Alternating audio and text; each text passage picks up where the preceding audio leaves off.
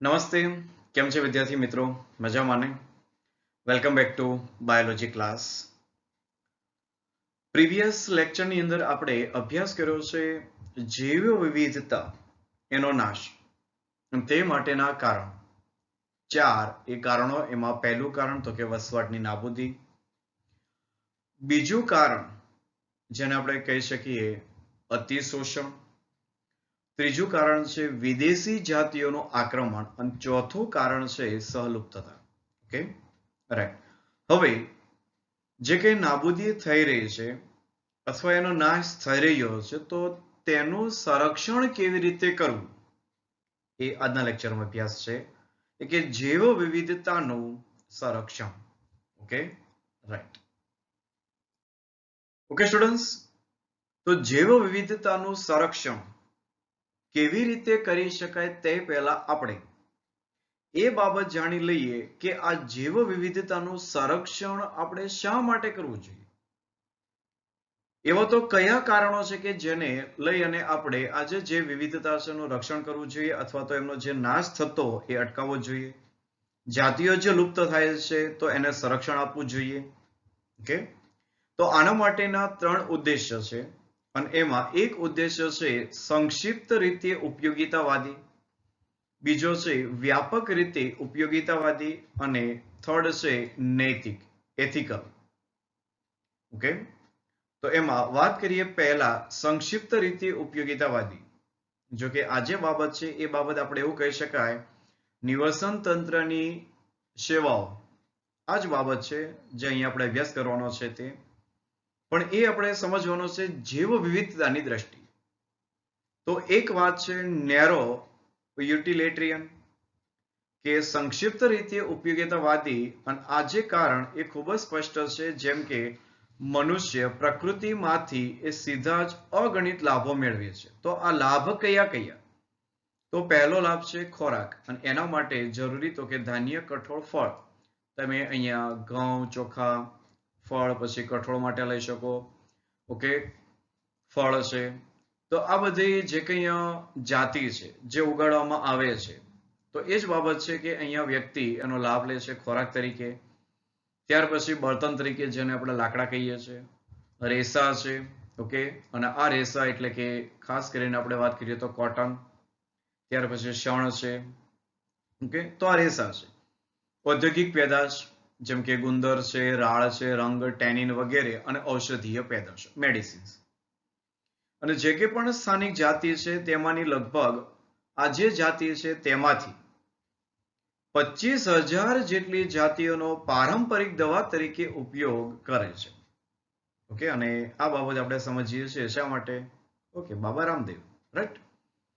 તો 25% વધુ દવાઓ એ વનસ્પતિમાંથી મેળવાય છે અને આવી આયુર્વેદિક દવા તૈયાર કરે છે આપણે ખ્યાલ છે પતંજલિ ફાર્મ. ત્યાર પછી હિમાલયાસ છે. ઓકે, તો આ જે બાબત છે અગત્યની બને છે અને આવા કારણોસર જે કે જૈવ વિવિધતા છે એનું સંરક્ષણ કરવું જરૂરી છે. તો કે આ બાબત પહેલા થઈ સંક્ષિપ્ત રીતે ઉપયોગિતાવાદીની, રાઈટ, કે જેની અંદર એક કારણ છે લાભની અંદર તો કે ફૂડ, દેન ફાયરવુડ, રેસાઓ છે, ઔષધિ મેડિસિન છે, કન્સ્ટ્રક્શન મટીરિયલ છે, ઇન્ડસ્ટ્રીયલ પ્રોડક્ટ છે. બરોબર, આ જે કઈ બાબતો છે બાબતો એ જૈવ વિવિધતાની અંદર જે કંઈ પણ સમાવિષ્ટ જાતિ તેમાંથી આપણને મળતી રહેતી હોય છે. નેક્સ્ટ વાત કરીએ તો વ્યાપક રીતે ઉપયોગિતાવાદી કે જ્યાં પ્રકૃતિ દ્વારા પ્રદાન કરવામાં આવતી ઘણી નિવસન તંત્રકીય સેવા ની અંદર જે વિવિધતા મહત્વનો ભાગ ભજવે છે.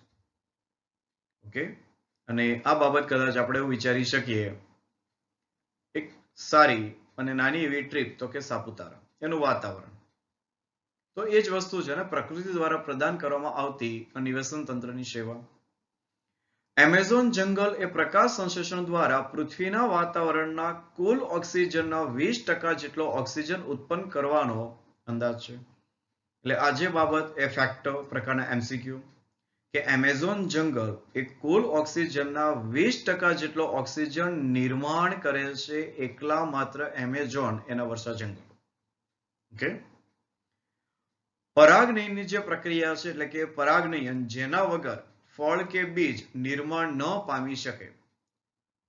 તો પરાગનયનની જે કે પણ ઘટના છે એના માટેના સજીવ.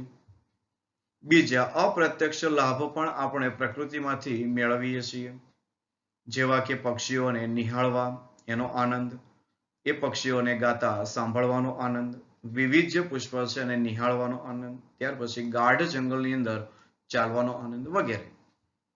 તો આવી જે બાબત છે આ બાબત મૂકેલી છે વ્યાપક રીતે ઉપયોગિતા વાતની. ઓકે, નેક્સ્ટ નૈતિક, એથિકલ. અને એથિકલ એ બાબત આપણને સમજાવે છે કે પૃથ્વી એ માત્ર માનવ સૃષ્ટિ માટે નથી, એ દરેક પ્રકારની સૃષ્ટિ માટે આ પૃથ્વી રહેલી છે. આ ભાવના વ્યક્ત કરવા માટે આ શબ્દ છે નૈતિકતા.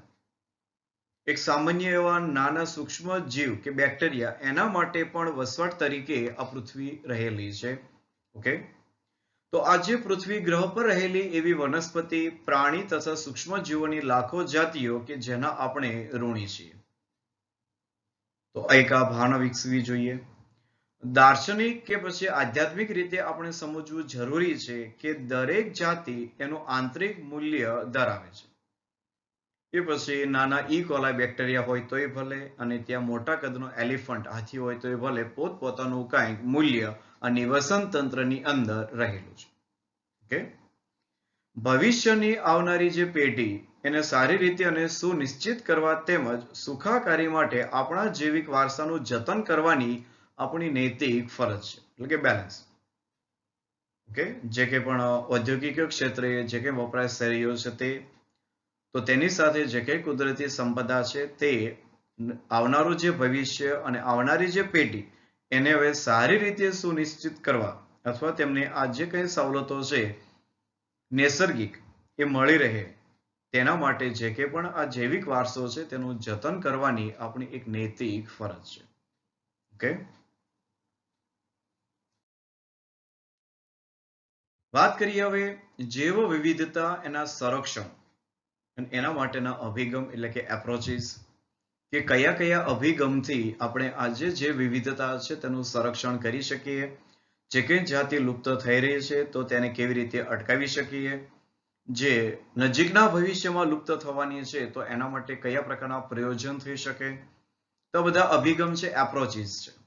ઓકે, તો જૈવ વિવિધતાનું જે સંરક્ષણ કરવાના મુખ્ય બે અભિગમ છે, બે એપ્રોચ. એમાં પહેલો એપ્રોચ છે સ્વસ્થાન સંરક્ષણ, ઇન સિટુ કન્ઝર્વેશન, અને એક્સ સિટુ કન્ઝર્વેશન, નવસ્થાન સંરક્ષણ.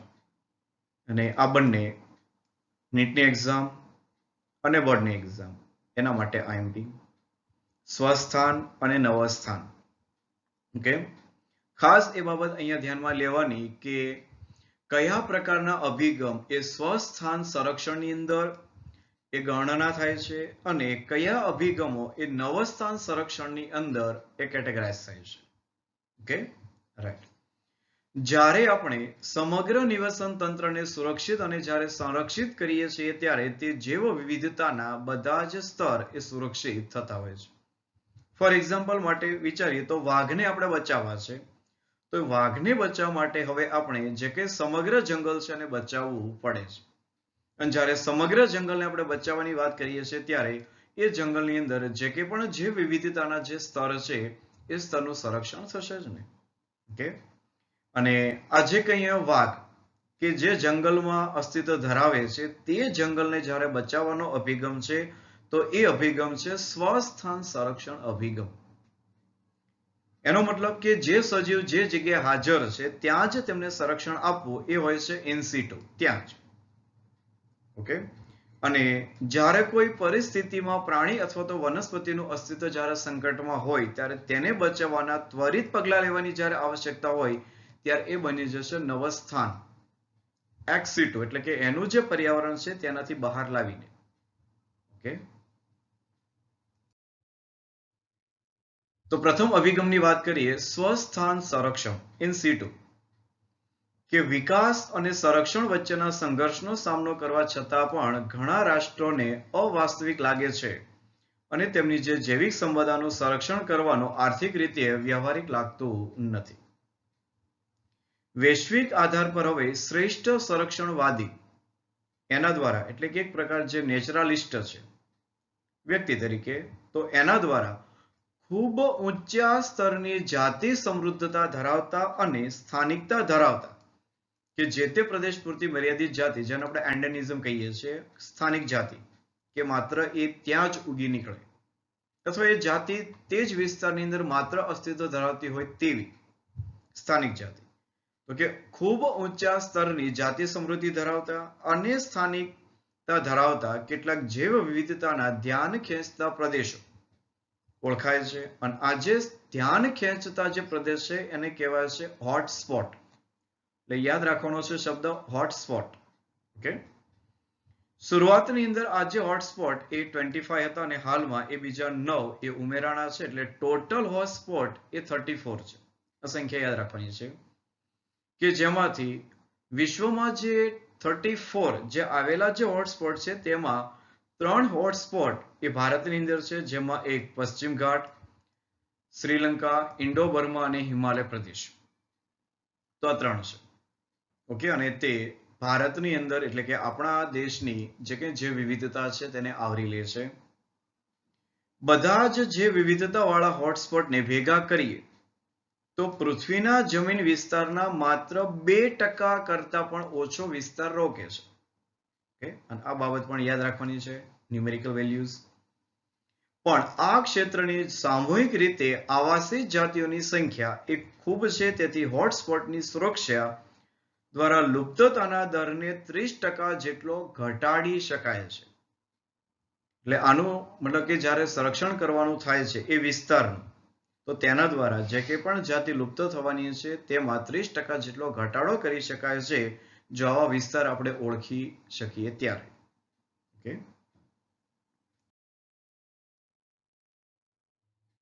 જે કંઈ સ્વસ્થાન છે તેની અંદર અભયારણ્ય, રાષ્ટ્રીય ઉદ્યાન, કે ભારતની અંદર જૈવ વિવિધતા સમૃદ્ધ પ્રદેશ, એને એક તો બાયોસ્ફિયર, જીવાવરણ આરક્ષિત વિસ્તારો, બાયોસ્ફિયર. ત્યાર પછી રાષ્ટ્રીય ઉદ્યાન, જેને આપણે નેશનલ પાર્ક કહીએ છીએ, અને સેન્ચ્યુરીઝ, અભયારણ્ય તરીકે કાયદેકીય સુવિધા આપવામાં આવી છે. રાઈટ, ભારતની અંદર 14 જીવાવરણ આરક્ષિત વિસ્તારો છે, 90 રાષ્ટ્રીય ઉદ્યાનો છે અને 448 વન્યજીવ અભયારણ્યો છે. રાઈટ, એમાં જે કંઈ આપણે વાત કરીએ તો જો નીલગિરી વિસ્તારની અંદર જે જીવાવરણ આરક્ષિત વિસ્તાર એ એવું કહી શકાય કે ભારતનો એ પ્રથમ આરક્ષિત વિસ્તાર છે, જીવાવરણ આરક્ષિત બાયોસ્ફિયર. ઓકે, અને આ જે બાયોસ્ફિયર છે એમની જો આપણે વાત કરીએ તો જે કંઈ જંગલ વિસ્તાર છે એને 3 ઝોનની અંદર વિભાજિત કરી દેવામાં આવે છે. એમાં સૌથી અંદરનો જે વિસ્તાર હોય છે એને કહેવાય છે કોર પ્રદેશ, સૌથી અંદર હોય છે. અને આ જે વિસ્તાર છે તેમાં કોઈ પણ પ્રકારની દખલગીરી એને મંજૂરી હોતી નથી, એટલે સૌથી અંદરનો વિસ્તાર તો કે કોર વિસ્તાર. ઓકે, ત્યાર પછી જે કંઈ પણ કોર વિસ્તારથી થોડોક બહારનો જે વિસ્તાર છે એને કહેવાય છે બફર ઝોન, બફર વિસ્તાર. ઓકે, બફર વિસ્તાર મતલબ કે જે આપણે આરક્ષિત જીવાવરણની વાત કરીએ છીએ તેનું સ્ટ્રક્ચર આ સ્વરૂપે હોય છે. સૌથી અંદરનો વિસ્તાર કોર વિસ્તાર કહેવાય છે, એટલે કે આરક્ષિત વિસ્તાર થઈ ગયેલો હોય છે, જ્યાં કોઈ પણ પ્રકારની દખલગીરી હોતી નથી. રાઈટ, ત્યાર પછી બફર જે વિસ્તાર છે તો આ વિસ્તારની અંદર માત્ર થોડા ઘણા સંશોધન માટે, એટલે કે જે કંઈ અભ્યાસ કરવાનો છે જે વિવિધતાનો, તેના માટેની માત્ર મંજૂરી હોય છે બફર વિસ્તારની અંદર. એટલે કે સેકન્ડ કોર વિસ્તારની ઉપરનો જે વિસ્તાર છે તે બફર વિસ્તાર. તો ત્યાં એજ્યુકેશન છે, ત્યાર પછી જે સાયન્ટિસ્ટ હોય છે તો એમના માટે આ જે પ્રદેશ છે તેની અંદર મંજૂરી હોય છે. ત્યાર પછી આ જે બફર પ્રદેશ છે તેની બહારનો, સૌથી બહારનો જે વિસ્તાર હોય છે એ હોય છે સંક્રમિત વિસ્તાર. અને આ પણ વિસ્તારની અંદર જે કંઈ સ્થાનિક જે લોકો હોય છે એમની સાથે વાતચીત અથવા તો કાયદેકીય જોગવાઈ તે રીતે સહિયારા સહવાસી અથવા મદદથી આ જે વિસ્તાર છે તેનું આરક્ષણ કરાય છે, અને એ હોય છે સંક્રમિત વિસ્તાર. એટલે આવા 3 વિસ્તાર આ જે કંઈ જીવાવરણ આરક્ષિત વિસ્તાર છે તેની આપણે કેટેગરી પાડી શકીએ. સૌથી અંદર કોર પ્રદેશ, ત્યાર પછી બફર ઝોન અને સંક્રમિત વિસ્તાર એ સૌથી બહાર છે કે જેની અંદર સ્થાનિક લોકો એમની ભાગીદારી હોય છે પણ એ કાયદેકીય રીતે. Okay, right. ભારતની અંદર ધાર્મિક અને સાંસ્કૃતિક પરંપરા એનો ઇતિહાસ છે જે પ્રકૃતિની સુરક્ષા ઉપર વધારે ભાર મૂકે છે. અને આનું જો ઉદાહરણ આપણે લેવું હોય તો જો આપણે તુલસીના છોડને તુલસી માતા કહીએ છીએ અને આ જ વસ્તુ આપણી સંસ્કૃતિ છે. આપણે પીપળનું જે વૃક્ષ છે એને પૂજીએ છીએ તો આ સંસ્કૃતિ છે ને, રાઈટ. વડનું જે વૃક્ષ છે તેને પણ પૂજન થાય છે. તો ભારતની અંદર ધાર્મિક અને સાંસ્કૃતિક પરંપરા એનો ઇતિહાસ છે અને પ્રકૃતિની સુરક્ષા પર ભાર મૂકે છે. ઘણી સંસ્કૃતિની અંદર જે જંગલો માટે કંઈક અલગ હિસ્સો એ છોડી દેવામાં આવતો હતો. તેમાં રહેલા બધા જ વૃક્ષ અને વન્યજીવ એની પૂજા કરવામાં આવતી અને સમગ્ર રીતે એને રક્ષણ આપવામાં આવતું હતું. મેઘાલય એની ખાસી અને જૈંતિયા ટેકરીઓ, રાજસ્થાન એની અરવલ્લી ટેકરીઓ, કર્ણાટક અને મહારાષ્ટ્ર એના પશ્ચિમ ઘાટ વિસ્તાર, મધ્યપ્રદેશ એની સરગુજા, બસ્તર અને ચંદા વિસ્તાર તથા મેઘાલય અંદર આવા કંઈક પવિત્ર ઉપવનો આવેલા હોય છે. અને આ જે ઉપવનો એને કહેવાય છે સેક્રેડ ગ્રુવ્સ. એટલે આ બાબત યાદ રાખવાની છે. ઉપવન એ પણ આવેલા છે સ્વસ્થાન સંરક્ષણની અંદર. એટલે કે મેઘાલયના જે પવિત્ર ઉપવનો એ વન્ય જાતિઓ માટેના સંરક્ષણનું એક પવિત્ર સ્થાન મનાય છે. ઓકે, તો આ જે વાત થઈ એ ઉપવન છે કારણ કે આવા ઉપવન એ ધાર્મિકતાની દ્રષ્ટિએ જે કંઈ વૃક્ષો છે અથવા જાતિ છે તેનું સંરક્ષણ કરાતું હોય છે. Okay, right. નેક્સ્ટ, નવસ્થાન XC2. અને આ અભિગમની અંદર સંકટમાં રહેલા પ્રાણી અને વનસ્પતિઓને તેમના કુદરતી જે નિવાસ સ્થાન છે તેમાંથી બહાર એક ચોક્કસ સ્થાનમાં સામૂહિક રીતે રાખવામાં આવે છે અને ત્યાં તેમની કાળજી લઈ શકાય, સુરક્ષા આપી શકાય. અને આવા પ્રાણી ઉદ્યાનો, જો ઝૂલોજિકલ પાર્ક છે, વનસ્પતિ ઉદ્યાનો છે અને વન્યજીવન સફારી પાર્ક આ હેતુ માટે સેવા આપે છે. અને એવા ઘણા પ્રાણીઓ છે કે જે જંગલમાં લુપ્ત થઈ ગયા છે પણ પ્રાણી ઉદ્યાનની અંદર એ હવે જળવાઈ રહ્યા છે. ઓકે, એમના જે કે પણ જનીનો છે એમની પણ જાળવણી થઈ રહી છે, રાઈટ. અને હાલમાં સંકટમાં રહેલી જે જાતિ એના જન્યુઓની તો કે ક્રાયોપ્રિઝર્વેશન તકનીક, શીત જાળવણી, અને આ બાબત આપણે સમજીએ છીએ કારણ કે -196 તાપમાને પ્રવાહી નાઇટ્રોજનની અંદર અનિશ્ચિત સમય સુધી સંગ્રહ કરવાની જે પદ્ધતિ એનો અમલ કર્યો છે. ક્રાયોપ્રિઝર્વેશન એટલે જે કે પણ આ જે સજીવ કે જે નજીકના સમયની અંદર એ નાશપ્રાય થવાની હોય ત્યારે એમના જે જન્યુઓ છે એમની જાળવણી છે. ઓકે, આપણને પણ ખ્યાલ છે કે જે કંઈ ટીસ્યુ છે, સ્પર્મ છે, ઓકે, બીજ છે, તો આ બધું સાચવી રખાય છે એઝ અ ક્રાયોપ્રિઝર્વેશન તરીકે, શીત જાળવણી. અને આ જે વાત કરીએ તો જો આ બાબત છે ઇન વિટ્રો છે ને. Okay, right. તો નવસ્થાન સંરક્ષણ કે જેની અંદર એક તો પ્રાણી ઉદ્યાન સમાવિષ્ટ છે, વનસ્પતિ ઉદ્યાન સમાવિષ્ટ છે, સફારી પાર્ક છે અને વાત થઈ શીત જાળવણી તરીકે ક્રાયોપ્રિઝર્વેશન ટેકનોલોજી. Okay, right. નેક્સ્ટ હવે કે જે કે પણ ક્રાયોપ્રિઝર્વેશન જે ટેકનોલોજી છે તેના ઉપયોગથી જીવિત અને જનનક્ષમ અથવા તો ફળદ્રુપ સ્થિતિમાં જે કંઈ એમને જનીનો છે, એમના સ્પર્મ છે, એમની ટીસ્યુ છે એ જળવાઈ શકે છે ને. અને ઈંડાને કૃત્રિમ રીતે ફલિત કરી શકાય છે. પેશી સંસ્કરણ એટલે કે ટિશ્યુ કલ્ચર, પેશી સંવર્ધનથી લઈને વનસ્પતિનું પ્રસર્જન છે, પ્રોપેગેશન છે. અને વ્યાપારિક ધોરણે મહત્વની જે કે પણ વનસ્પતિ છે એના વિભિન્ન જનીનિક જાત એના બીજને બીજ બેંકની અંદર પણ રાખી શકાય છે. અને આવી એક બીજ બેંક એની ઇમેજ આ તમે જોઈ શકો છો. વ્યક્તિ આવા જે કે પણ બીજ છે એને ન્યુમેરિકલને આધારે સાચવી રાખે છે, મતલબ એક કોડ છે એના માટે કહી શકાય કદાચ. પણ વ્યાપારિક ધોરણે મહત્વની જે કે પણ વનસ્પતિ છે એના વિભિન્ન જનનિક જાતને એના જે બીજ છે એ બીજને આવી બીજ બેંકની અંદર સંગ્રહિત કરી શકાય છે. અને જે કંઈ પણ વનસ્પતિ છે અને જો આવી રીતે એટલે કે વેજીટેટિવ પ્રોપેગેશન વાનસ્પતિક જે પ્રસર્જન છે તેના દ્વારા એની જાળવણી કરી શકાય છે. Okay, right. ઓકે સ્ટુડન્ટ્સ, તો હવે માહિતી મેળવીએ જૈવ વિવિધતાના સંરક્ષણ માટે આંતરરાષ્ટ્રીય સ્તરે કેવા પ્રકારના પ્રયત્નો થઈ રહ્યા છે. કારણ કે જૈવ વિવિધતાનું સંરક્ષણ કરવું એ વધારે જરૂરી છે, રાઈટ. અને જે કે જૈવ વિવિધતા છે તેના માટે કોઈ પણ રાજકીય સીમા હોતી નથી. આથી તેનું સંરક્ષણ કરવું એ બધા જ રાષ્ટ્રો એની એક સામૂહિક જવાબદારી છે, એમનો એક આપણે વાત કરીએ તો સામૂહિક કર્મ પણ છે. હવે જૈવિક જે કંઈ વિવિધતા છે તેના પરનું ઐતિહાસિક સંમેલન the historic convention on biological diversity અને એક નામ અપાણું એને ધ અર્થ સમિટ, અને એ યોજવામાં આવી હતી બ્રાઝિલના સિટી રિયો ડી જેનેરો 1992માં. એટલે કે વર્ષ 1992 ની અંદર રિયો ડી જેનેરો ખાતે આ જે અર્થ સમિટ છે એ યોજવામાં આવી હતી. અને આ જે અર્થ સમિટ છે તેનો હેતુ એ હતો કે તમામ રાષ્ટ્રોને સંબંધિત કહેવામાં આવ્યું હતું કે જૈવ વિવિધતાના સંરક્ષણ માટે યોગ્ય પગલાં લેવા જોઈએ, તેમજ તેના જે લાભ છે એનો એ રીતે ઉપયોગ કરવામાં આવે કે જેથી તે લાંબા સમય સુધી મળતા રહે. તો આ વાત છે અર્થ સમિટની. તેને જ અનુસરીને હવે વર્ષ 2002 ની અંદર દક્ષિણ આફ્રિકાના જોહાનિસબર્ગ ની અંદર આવી એક પરિષદ યોજાઈ અને એ હતી વર્લ્ડ સમિટ.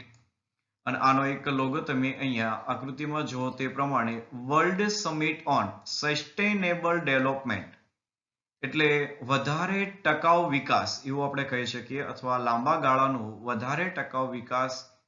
આ એક વર્લ્ડ સમિટ કે જેની અંદર વિશ્વના 190 દેશોએ ભાગ લીધો હતો, અને આ 190 દેશો એ પ્રતિજ્ઞા લઈ અને વચનબદ્ધ થયા કે 2010 સુધીમાં વૈશ્વિક સ્તરે, પ્રાદેશિક સ્તરે અને સ્થાનિક સ્તરે ઘટતી જતી જે કે પણ જે વિવિધતાનો જે દર છે તેની અંદર હવે એ નોંધપાત્ર ઘટાડો કરશે. ઓકે, એટલે આ બાબત વ્યવસ્થિત શબ્દ સમજજો કે વૈશ્વિક, પ્રાદેશિક અને સ્થાનિક સ્તરે જે કે પણ જૈવ વિવિધતા જે ઘટતી જાય છે, તો એ જે ઘટાડાનો જે દર છે તેની અંદર એ નોંધપાત્ર ઘટાડો કરશે. એટલે કે જે દરે જે વિવિધતાનો નાશ થઈ રહ્યો છે તે દરની અંદર ઘટાડો કરવામાં આવશે. એટલે એનો સીધો અર્થ એ થયો કે જૈવ વિવિધતાનું સંરક્ષણ કરવામાં આવશે. Okay, right.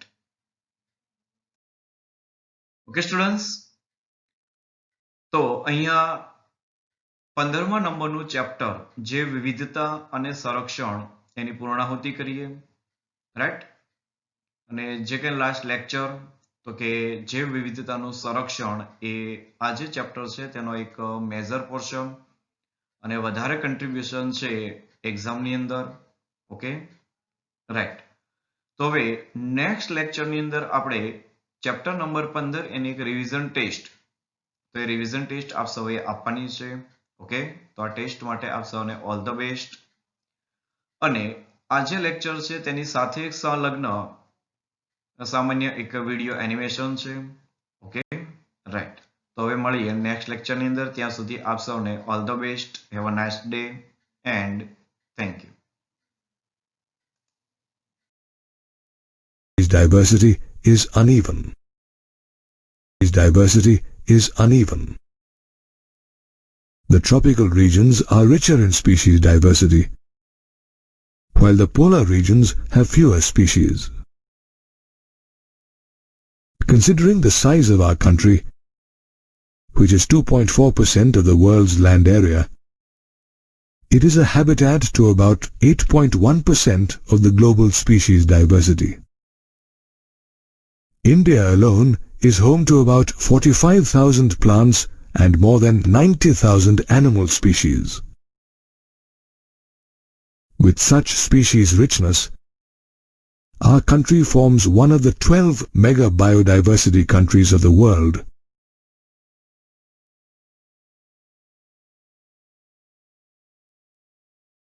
According to May's global estimates, only 22% of the total species has been recorded so far.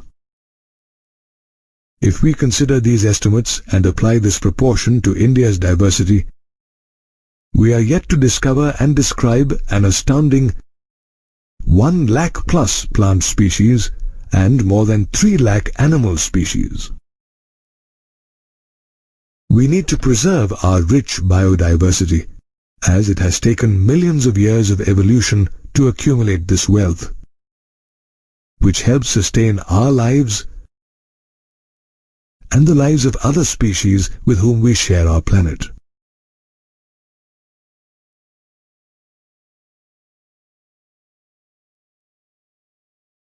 Imagine a world without birds, plants, or your favorite animals. This will be a reality if we do not take any measures to stop the loss of biodiversity on Earth. In fact, experts estimate that nearly 50% of species on Earth might be extinct within the next 100 years. So, how can we conserve biodiversity?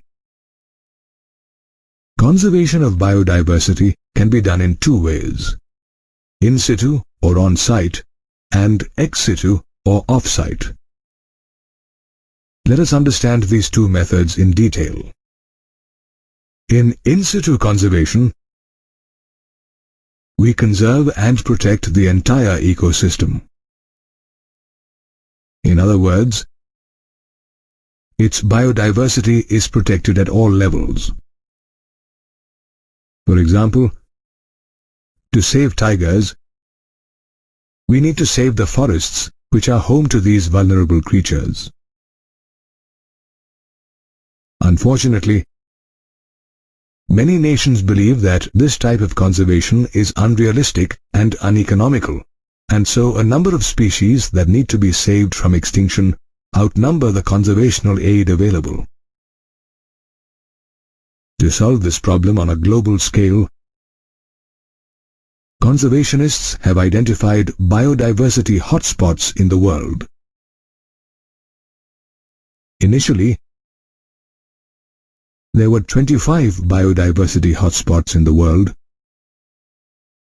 which was later increased to 34.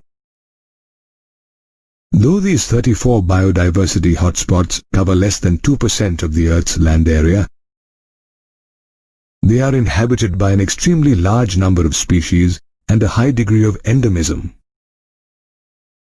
The term endemism relates to species that are confined to a particular region and not found elsewhere. For example, many species of lemur are endemic to Madagascar Island. Likewise, the lion-tailed macaque is endemic to the Western Ghats of India.